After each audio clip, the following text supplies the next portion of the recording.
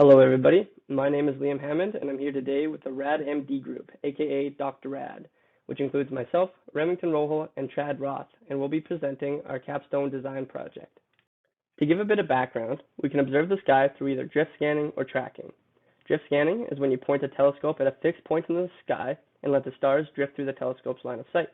We can see on the right that the blurred stars are because they're not stationary in the sky, but will move with time. Looking at the picture on the left, the x-axis is time and the y-axis is altitude. This small gray band is what coverage a telescope using drift scanning would observe. The disadvantage being that areas of interest are only available for a short amount of time. By allowing for tracking, we can follow these regions for longer and get better quality of data.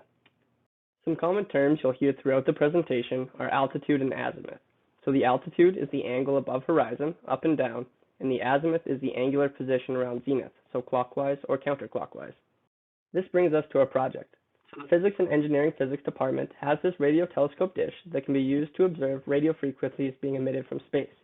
As it sits now, the dish only allows for drift scanning and must be manually controlled.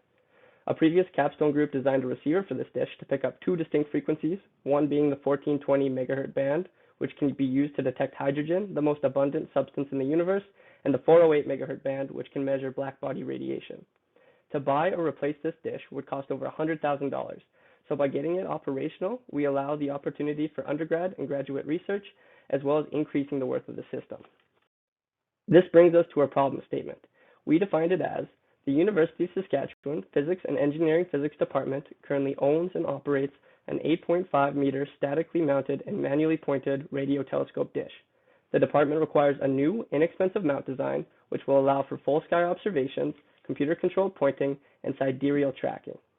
To be considered a possible solution, any given design must satisfy all these functions shown. So the key components were that we could remotely drive the dish, we have full range of motion in the sky, we can read the current position of the telescope, as well as being able to track objects as they rotate across the sky. Our solution spans several different areas of interest, namely astronomy, hydraulics, electronics, and software, making for a challenging problem which required innovative design. This diagram shows the flow of information for the proposed system. The user controls the dish using an astronomy software running on their computer.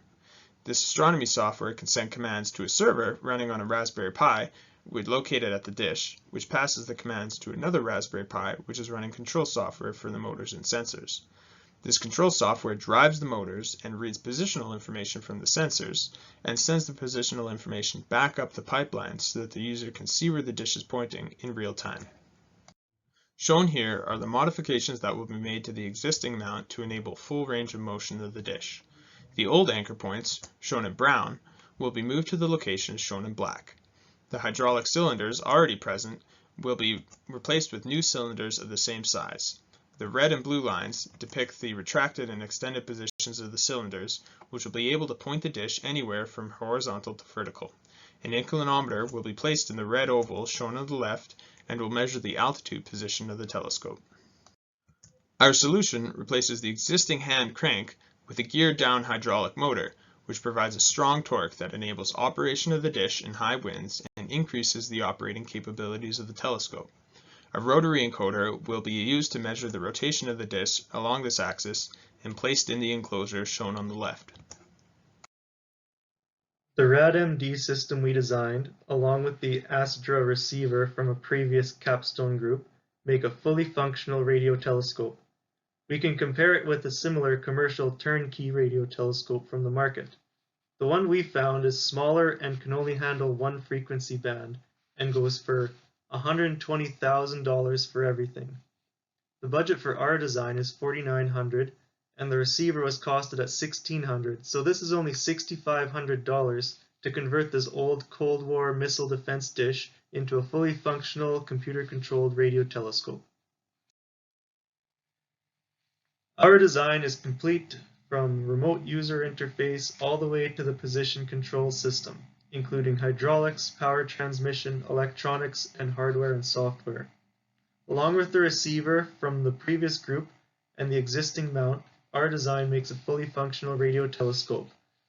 This is a valuable scientific instrument for the university to own.